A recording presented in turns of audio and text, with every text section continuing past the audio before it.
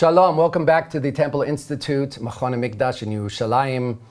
And today we're doing a continuation of the Temple series. And actually, we will be discussing the famous Rashi that everyone knows and assumes means that he's the source for the temple being built by God. We will be discussing that more in depth as we get along in this series, as well as the Rambam, the famous Maimonides that people also assume means that only Mashiach can build the Mikdash. We will be dealing with both of those as we go along in this series. However, today we're going to provide you with a little bit more introduction into this whole concept of Mikdash coming from Shemayim. And we're actually going to today discuss the verse that's brought in that famous Rashi, which appears in Sukkah, Tractate Sukkah, and it's on the 41st page on the first side. And at the bottom, literally at the bottom of the page, is that famous Rashi. I suggest everybody read that Rashi if you can, if you're able to read Rashi. And if you are even more, let's say, able to, please also read from the Mishnah all the way down through the Gemara. We will be discussing this more in depth to understand, how this evolved, the idea of Mikdash coming from Shemayim. Did Rashi really say that? Is this Rashi Shita, etc., etc.? But what we're going to do today is discuss the pasuk that Rashi brings there. And that pasuk is a pasuk from Az Yashir, the song that they sang, Az Yashir Moshe, that Moshe sang with the Jewish people after they crossed the sea. And this is one of the last psukim, one of the last verses in the Az Yashir. And I will say it in Hebrew and translate because both are important here. And that's in Shmot, in the Shmot, how do you say Shmot in English? Exodus, thank you. Perek Tet Vav, the 15th chapter. Just to reiterate, after moving to Israel, one becomes illiterate in two languages, both Hebrew and English. So bear with me, please. And the pasuk goes like this: Tiviemo v'titaemo, you will bring them and plant them. Bahar nachlatcha, in your heritage, on the mountain of your heritage. Machon l'shivtecha, a foundation for your dwelling place. Pa'alta HaShem, you have made.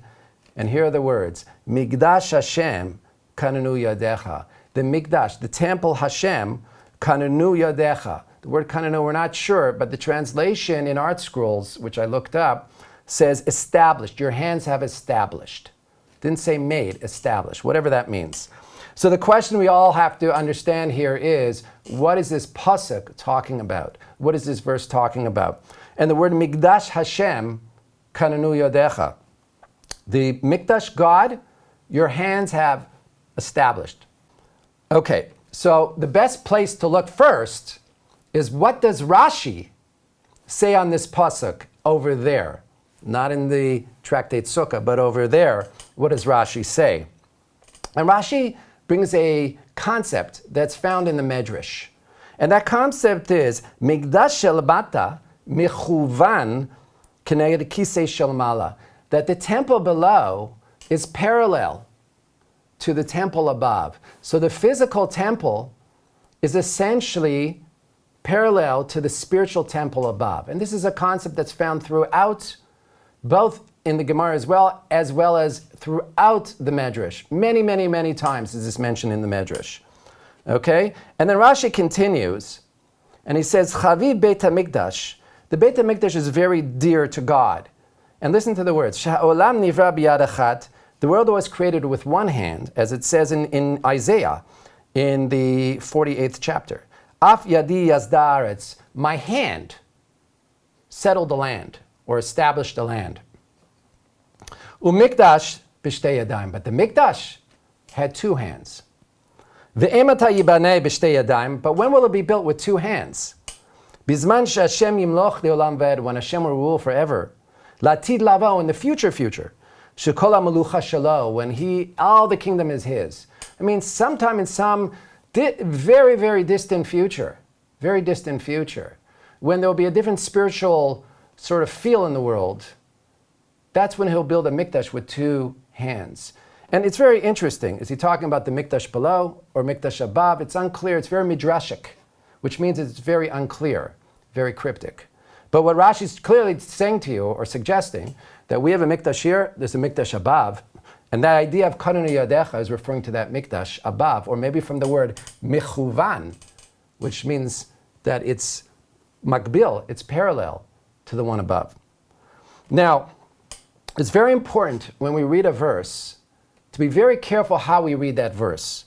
So many people think that the word Mikdash Hashem konenu yadecha means that the temple Hashem you're going to make.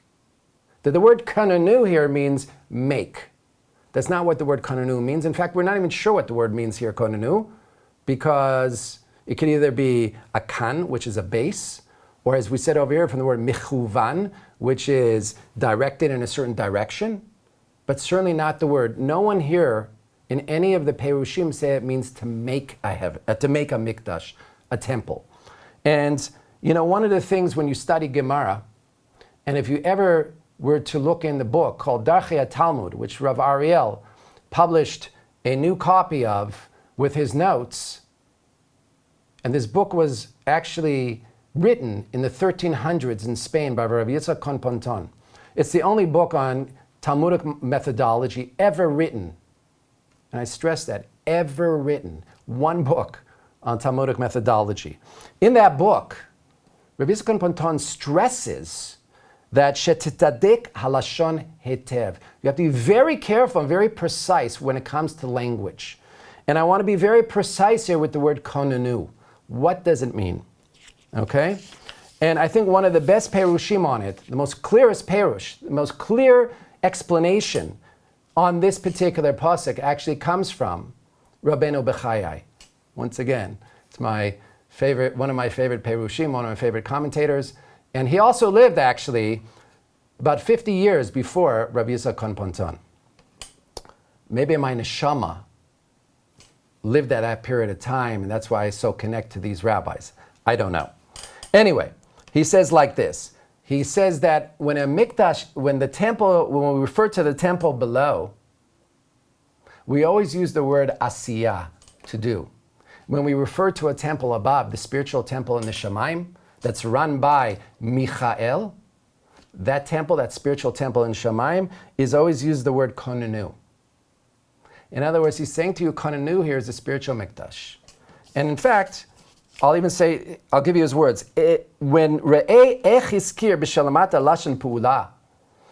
you look at the words, when it said ועשו למקדש, make me a temple, the word asu uses the word asiyah, to do. So when it's talking about a mikdash below, it's to do. However, b'shelamala, it's talking about the mikdash above, lo hiskir ken. He didn't say that. Hashem didn't say that. What did he say? Ava amar konenu yadecha. He used the word konenu. Different words. And do you know why he said yadecha? So this is the Rabbeinu Bechaya brings this. It's a bit Kabbalistic. He says yadecha are 2 hands, 10 fingers. And that's referring to the Eser Sfirot, the 10 different manifestations of God. That the Mikdash in Shamayim, the one in heavens, is essentially a manifestation of these 10 different Sfirot of God. And that's very, very interesting. Because when we read this pasuk here, in no way does this pasuk suggest anything about God building a temple below. And not in that. One has to be very careful when they read any perush or any medrash about God doing anything. Okay? Because sometimes we almost say, well, it's imbued with the Spirit of God. We'll use something like that. We'll say, oh, well, God helped us. There was siyata deshmaya. God helped us out. And often, the way the language is used in the Medrash may suggest that God actually did it for us, but it's not true. It just means is God helped us, God was there with us, we got his help. And I actually want to point this out because it's very important, because people are going to say that this Rashi, which many say is based on a Medrash, which we don't know what Medrash that is, but this Rashi suggests that God's going to build us a temple in the 3rd temple. But guess what? God built also our 1st and 2nd temples. Okay? But you're saying to me, yeah, but I thought Shlomo built that 1st temple. And I thought Ezra built the 2nd temple. And the answer is, of course they did. They did what they had to do. But God helped them. And let's see the language that's used about the 1st temple and the 2nd temple. And then you'll understand is, even if you find language that's used for the 3rd temple, there's no way that one can conclude that God is actually going to build our entire physical Mikdash. And here I'm going to quote to you a Zohar, and it's in Bamidbar, Parshat Pinchas. And it's actually on this pasuk that we just discussed from Az Yashir. And it says, Machon neshivtecha, a foundation for your living. That's the words from the pasuk, from the verse. And the Zohar says, Ze beit rishon, that's the first temple. Okay? Mikdash HaShem konenu yodecha is referring to the second temple. Now listen to the words of the Zohar. Ushnehem ma'aseh HaKadosh Baruch Hu. Both of them were the acts of God. How interesting is that? We built them, but they're called acts of God by the Zohar. And what that means is there was clearly some help from God, a lot of help from God when we build it. But not that God actually is going to build the temple himself. And therefore we have to be very careful when we want to assign duties to God and say, God, go build our temple. Not so simple anymore, is it? Thank you very much. Have a great day.